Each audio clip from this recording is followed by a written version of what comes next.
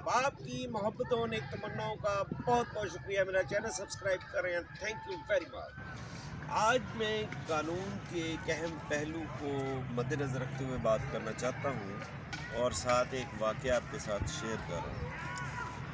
चंद दिन पहले मैं मॉडल टाउन कोर्ट्स लाहौर में जाने का इत्तफाक हुआ। एक केस के सिलसिले में गया था। तो जब मैं अपने केस से फ़ारिग होकर बाहर जाने लगा तो उसकी सीढ़ियों पर एक कोई 21-22 साल का नौजवान बहुत कमज़ोर और बज़ाहिर बीमार मुझे मिला और वो बैठा वहाँ पर रो रहा था। मैं ज़रा थोड़ा जल्दी में था, लेकिन मैं थोड़ा 5-6 कदम गया तो मुझे एकदम दिमाग पर बात स्ट्राइक की। मैं वापस आया। मैंने उससे पूछा कि बेटा क्या बात है, वाई आर यू वीपिंग, तुम क्यों रो रहे? तो उसने कहा अंकल ऐसा है कि मैं पिछले 1-1.5 साल से इस कोर्ट के चक्कर लगा रहा हूँ। तो मैं क्या मसला है? उसने बताया कि मुझ पर तकरीबन 20-22 FIRs हो चुकी हैं अब तक। मैंने कहा तुमने क्या जुर्म ऐसा कर लिया? उसने कहा मैंने कोई जुर्म नहीं किया, हाँ मुझसे गलती हो गई थी। एक दोस्त ने मुझे एक सिगरेट दिया जो कि मैंने स्मोकिंग करता था, तो मैंने वो सिगरेट अभी शुरू ही किया था कि पुलिस वाले आ गए और पुलिस ने पकड़ लिया।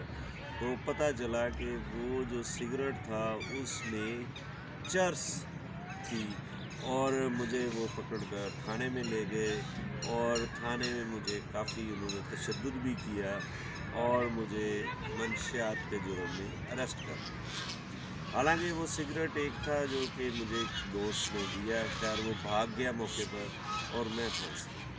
तो मैंने कहा चले ठीक है, वो आपने गलती तो की, उसकी सज़ा आपको मिलनी चाहिए, लेकिन जो गलती नहीं की उसका क्या मसाइल है। उसने कहा कि मुझे बहरहाल वो 5-6 दिन लगे उसकी बेल कराने में। तो उसके बाद ये हुआ कि कुछ दिनों बाद फिर पुलिस ने मुझे पकड़ लिया, फिर इस तरीके से मैं तकरीबन 1.5 साल हो गया है इसी चक्कर में हूँ। तो मैं बड़ा हैरान हुआ। मैंने कहा अच्छा तुम्हारी फ़ाइल किधर है? कहते हैं मैं काफ़ी वकील किए, तो बाज़ औक़ात वो वकील मिलते हैं, बाज़ औक़ात वकील नहीं मिलते। मैंने कहा मुझे आप वो अपनी कोई डॉक्यूमेंट तो दिखाएं ताकि मैं उसको देख सकूं। उसने खैर मुझे FIRs की कापी कोई घंटा 1.5 घंटा की मशक्क़त के साथ प्रोवाइड कर दी।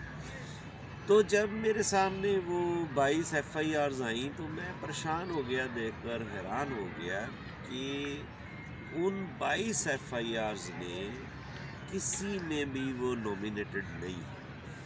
FIR सब नामालूम लोगों पर हुई है और एक ही किस्म की FIRs है कि वो मोबाइल जनाब चोरी हो गया। मैं बड़ा हैरान कि मोबाइल चोरी भी हो जाता है और अक्सर ये होता है कि छीन लिया जाता है या स्नैचर्स, लेकिन वो FIR एक ही सिनेरियो में थी और उसके मुख्तलिफ जो थे वो मुद्दई हजरात जो कंप्लेनेंट थे मुख्तलिफ थे।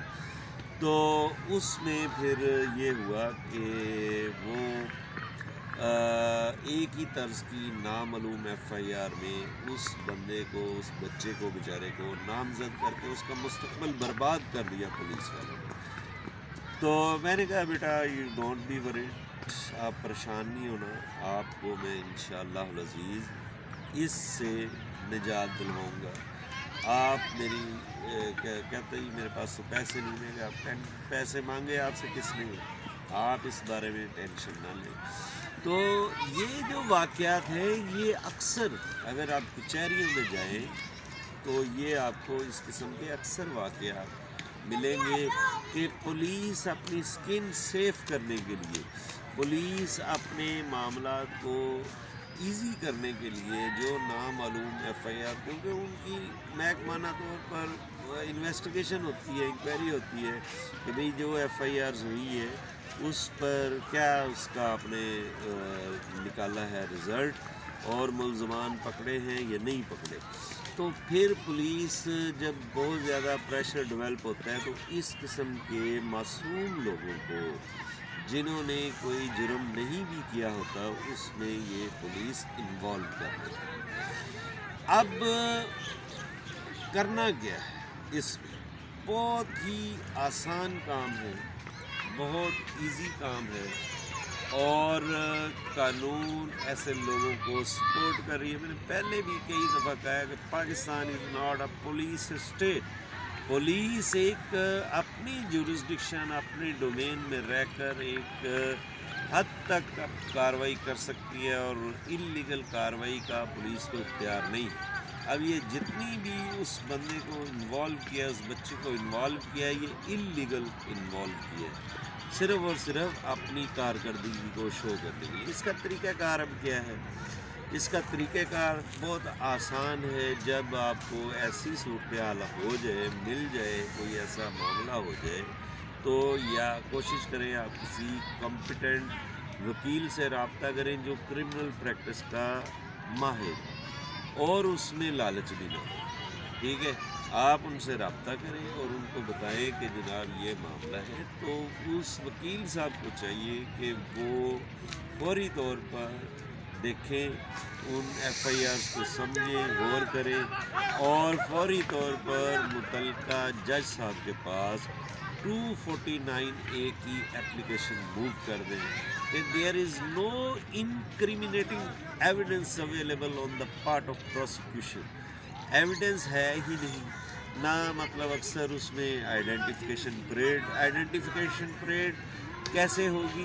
جب ایک چیز چوری ہوئی ہے، وہاں پر چور تو موجود نہیں تھا جس کو دیکھا گیا ہو، تو اس کے بعد نہ کوئی فوٹیج ایسی ایویڈنس اویلیبل ہوتی ہے، تو یہ ساری ایسے ہی فیبریکیٹڈ قسم کی ایف آئی آرز کروا دی جاتی ہے، اور بعد میں پتہ چلتا ہے کہ اس کا اپنا ہی بچہ کہیں موبائل لے کر گیا ہوا تھا۔ اکثر ایسا میرے تجربے میں یہ بات آئی ہے، لیکن ایف آئی آر کروانا وہ فرض سمجھتے ہیں، رپورٹ کرانا، اور پولیس بھی فوراً ایف آئی آر کاٹ دیتی ہے، اور پھر اپنے مطلب سکن سیف کرنے کے لیے اور اپنی محکمہ انکوائریاں بچنے کے لیے ایسے لوگوں کو اعلی کار بنا دیتی ہے۔